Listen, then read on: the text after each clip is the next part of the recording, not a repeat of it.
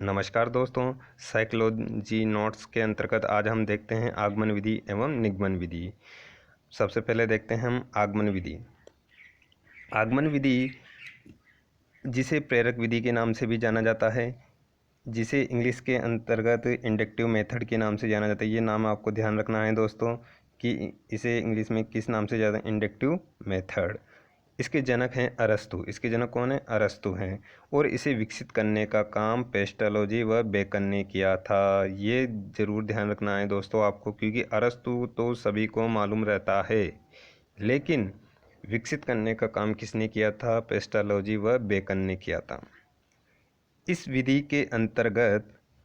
के अंतर्गत प्रयोगों तथा उदाहरणों का विस्तृत अध्ययन करके उनके नियम बनाए जाते हैं। इसके अंतर्गत क्या किया जाता है? सबसे पहले उदाहरण दिया जाता है,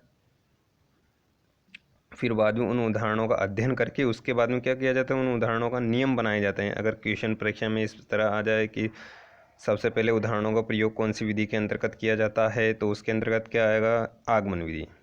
और इसी का उल्टा ऐसे पूछ ले कि सबसे पहले नियम किस विधि के अंतर्गत आते हैं, तो वो निगमन विधि के अंतर्गत। इसका उल्टा हो जाता है, ध्यान रखना। यह विधि विद्यार्थी केंद्रित होती है। ये जरूर ध्यान रखना दोस्तों। यह विधि कौन सी होती है? विद्यार्थी केंद्रित होती है। यह प्राथमिक कक्षाओं के लिए प्रभावशाली विधि है। यह कौन सी कक्षाओं के लिए प्रभावशाली है? प्राथमिक कक्षाओं के लिए प्रभावशाली है। और इस विधि के अंतर्गत अपसारी चिंतन उत्पन्न करती है। यह विधि क्या करती है? अपसारी चिंतन उत्पन्न करती है। ये ध्यान रखना है आपको कि अपसारी चिंतन कौन सी विधि उत्पन्न करती है। ये क्वेश्चन आ चुका है। आगमन विधि गणित, व्याकरण, विज्ञान तीनों को पढ़ाने में क्या होती है? सर्वश्रेष्ठ विधि है। इसमें से अधिकांशतः व्याकरण से संबंधित क्वेश्चन पूछा जा चुका है कि व्याकरण और विज्ञान से, इन दोनों से पूछा जा चुका है कि व्याकरण को पढ़ाने के लिए सर्वश्रेष्ठ विधि है। तो इसके अंतर्गत व्याकरण की सर्वश्रेष्ठ विधि कौन है? आगमन विधि। इसके अंतर्गत दोस्तों व्याकरण की एक दो विधियाँ और भी आती है, और उसके अंतर्गत जैसे अन्य विधियाँ भी आती है, तो उसके अंदर व्याकरण विधि के अंतर्गत कौन सी आती है? आगमन विधि भी आती है। और विज्ञान के अंतर्गत विज्ञान को पढ़ाने के लिए भी आगमन विधि सर्वश्रेष्ठ है। यह विधि अवबोधन स्तर यानी अंडरस्टैंडिंग लेवल का शिक्षण कराती है। यह विधि किस स्तर का कराती है शिक्षण? अवबोधन स्तर, यानी उसका ज्ञान को उसके अंतर्गत विकसित करने का जो लेवल होता है उसका शिक्षण कराती है। अब इस विधि के जो सोपान होते हैं, इनमें से क्वेश्चन पूछे जाते हैं। इस विधि के सोपान 4 होते हैं। अधिकांश अभी तक तो यही क्वेश्चन पूछा गया है कि आगमन विधि के कितने सोपान होते हैं। तो इस विधि के कितने सोपान होते हैं? 4 सोपान होते हैं। फर्स्ट है उदाहरण प्रस्तुतिकरण। सबसे पहले क्या होता है? उदाहरण प्रस्तुतिकरण। ये क्वेश्चन पूछा जा सकता है दोस्तों कि आगमन विधि का फर्स्ट सोपान क्या है, तो सबसे पहले क्या है? उदाहरण प्रस्तुतिकरण। ये आपको ध्यान रखना है कि सबसे पहले आगमन विधि के अंतर्गत उदाहरण ही दिया जाता है, और फिर उस उदाहरण का क्या करा जाएगा? स्पष्टीकरण। सेकंड है इस उदाहरण का स्पष्टीकरण। एंड थर्ड है नियम की स्थापना। थर्ड में क्या करेगा? वो नियम की स्थापना करेगा, और उसके बाद में उसको क्या कराया जाएगा? अभ्यास कार्य करवाया जाएगा। नेक्स्ट देखते हैं आगमन विधि के रूप। आगमन विधि के देखो मुख्य रूप से 2 रूप होते हैं। आगमन विधि के कितने रूप होते हैं? 2। सबसे पहले है समवाय विधि, या इसे सहसंबंध विधि के नाम से भी जाना जाता है, और सेकंड है प्रयोग विधि। ये पूछा जा चुका है, रेट 2015 के अंदर पूछा जा चुका है। ठीक है दोस्तों, ये रेट 2015 के अंदर पूछा जा चुका है। आगे देखते हैं हम आगमन विधि के सूत्र। आगमन विधि की इसकी एक शॉर्ट ट्रिक बनाइए जो आपको याद होते हैं। पूरे सूत्र एक साथ याद हो जाएंगे। मुख्यतः इसमें 5 सूत्र होते हैं। इसकी ट्रिक क्या है? पूर्ण, विशिष्ट, ज्ञात को उदाहरण द्वारा सरल करो। अपूर्ण, अब देखिए पूर्ण से क्या बन जाएगा? अपूर्ण बन जाएगा। विशिष्ट से सामान्य बन जाएगा, और ज्ञात से अज्ञात बन जाएगा। उदाहरण से नियम, और सरल से कठिन, ये हो जाएंगे इसके अंतर्गत। तो ये क्या है? ये इसके 5 नियम हो जाएंगे। फर्स्ट है पूर्ण से अपूर्ण की ओर, विशिष्ट से सामान्य की ओर, ज्ञात से अज्ञात की ओर, उदाहरण से नियम की ओर, और सरल से कठिन की ओर। इसके अंतर्गत आगे देखते हैं आगमन विधि के गुण। अब इसके मुख्य रूप से क्या क्या गुण हैं? व्याकरण शिक्षण की सर्वश्रेष्ठ विधि, ये हमने पहले भी ऊपर भी पढ़ लिया है। क्या है? व्याकरण शिक्षण की सर्वश्रेष्ठ विधि कौन सी है? आगमन विधि। बाल केंद्रित एवं मनोवैज्ञानिक विधि है। ये मनोवैज्ञानिक विधि, ये ध्यान रखना है आपको कि मनोवैज्ञानिक विधि है या नहीं, ये वाली मनोवैज्ञानिक विधि है। व्यवहारिक व प्रत्येक स्तर पर उपयोगी है। ये व्यवहारिक भी है और प्रत्येक स्तर पर उपयोगी है ये, और ये बाल केंद्रित विधि है।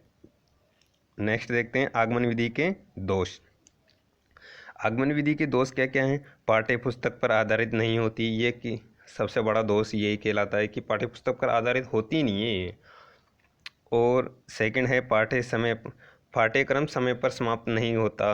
इस विधि के अंतर्गत क्या होता है, क्योंकि इसमें समय ज़्यादा लगता है तो इस समय इतना होता नहीं है, तो संपूर्ण पाठ्यक्रम इस विधि से नहीं होता है। ठीक है। अब नेक्स्ट हम देखते हैं हमारी निगमन विधि।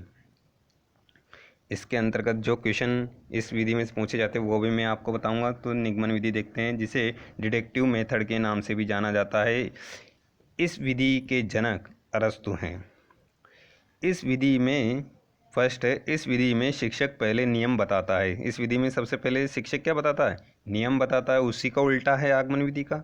सबसे पहले नियम बताएगा, तत्पश्चात उदाहरण प्रस्तुत करता है। उसके पश्चात क्या करता है? उसमें उदाहरण प्रस्तुत करता है। और आगमन विधि में कौन सा चिंतन होता था? अपसारी चिंतन। और ये इसके अंतर्गत कौन सा चिंतन होता है? अभिसारी चिंतन होता है।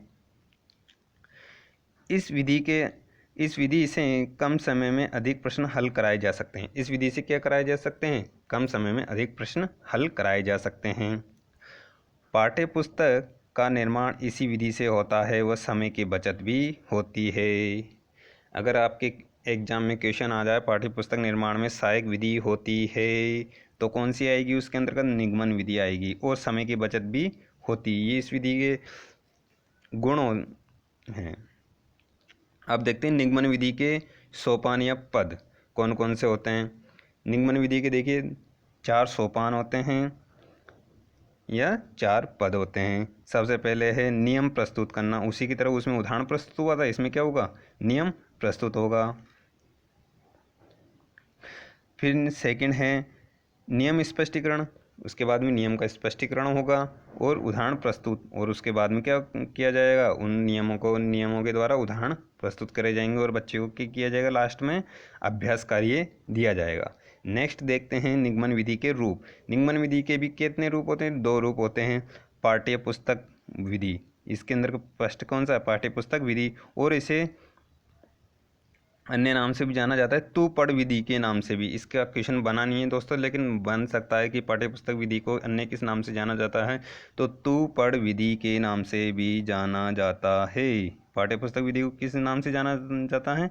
तू पढ़ विधि के नाम से भी जाना जाता है। और सेकंड है इसके अंतर्गत सूत्र विधि। सेकंड क्या है? सूत्र विधि। तो ये निगमन विधि के 2 रूप थे, पाठ्य पुस्तक विधि और सूत्र विधि। अब निगमन विधि के सूत्र देखिए, आपको ये ट्रिक एक ही बार याद रखनी है जो मैंने आपको ऊपर बताई थी। कौन सी थी? कि पूर्ण विशिष्ट ज्ञात को उदाहरण द्वारा सरल करना। अब इसका उल्टा हो जाएगा। पूर्ण का क्या हो जाएगा?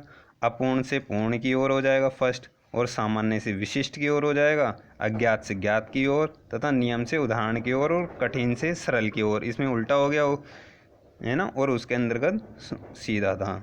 इसमें इस प्रकार है और उसमें किस प्रकार था? इस प्रकार। ठीक है। तो ये इसके नियम है। और निगमन विधि के दोष क्या क्या हैं?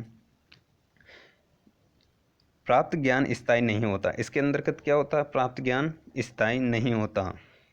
यह मनोवैज्ञानिक तथा बाल केंद्रित नहीं है। ये आपको जरूर ध्यान रखना है।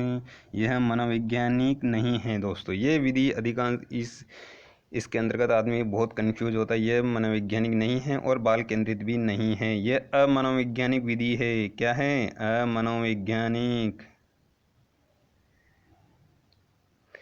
और नेक्स्ट देखते हैं, यह केवल उच्च स्तर के लिए ही उपयोगी है। यह केवल किस स्तर के लिए उपयोगी है? उच्च स्तर के लिए उपयोगी है।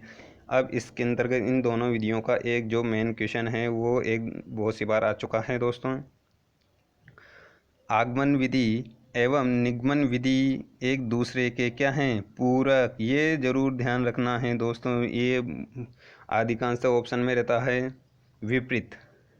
इसी के ऑप्शन में क्या रहता है? विपरीत, और बच्चे उसे ज़्यादातर लगा के आते हैं विपरीत। और इसके अंतर्गत लेकिन क्या होगा, आगमन विधि और निगमन विधि एक दूसरे की क्या हैं, पूरक हैं। तो इसके अंतर्गत जो एग्जाम में क्वेश्चन आए हुए हैं उन्हें देख लेते हैं। कुछ क्वेश्चन लिए हैं मैंने सिलेक्टेड। कौन कौन से क्वेश्चन है। फर्स्ट क्वेश्चन है, जब बच्चे को कोई नियम या सिद्धांत सिखाना हो तो उसको किस विधि का उपयोग किया जाएगा।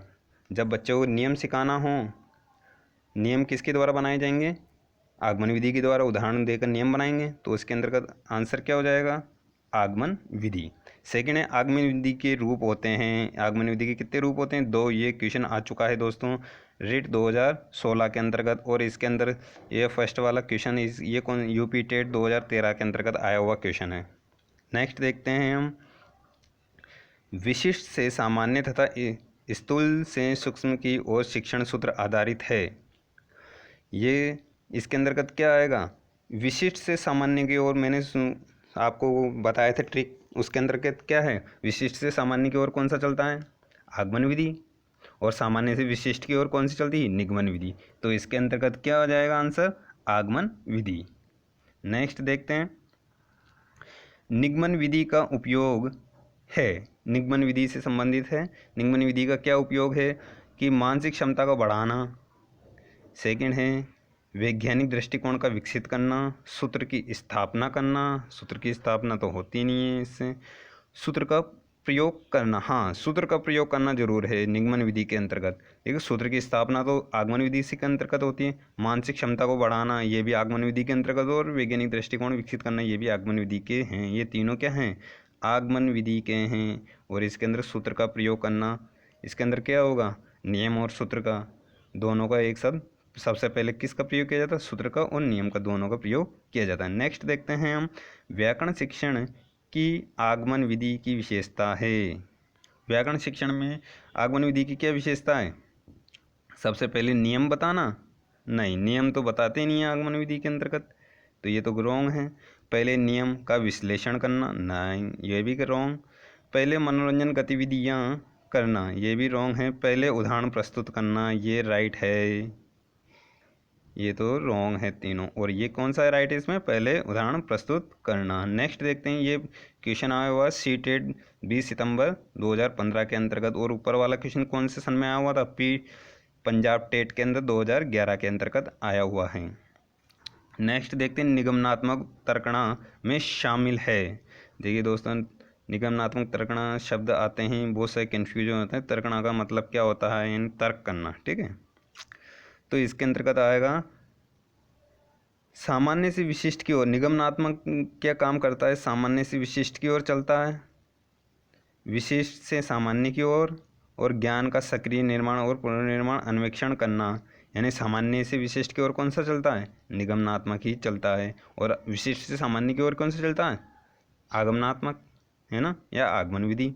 तो इसके अंतर्गत क्या हो जाएगा आंसर, ए हो जाएगा। ठीक है दोस्तों, ये कुछ क्वेश्चन थे, सिलेक्टेड क्वेश्चन थे जो रिपीट हो चुके हैं दोस्तों ये क्वेश्चन।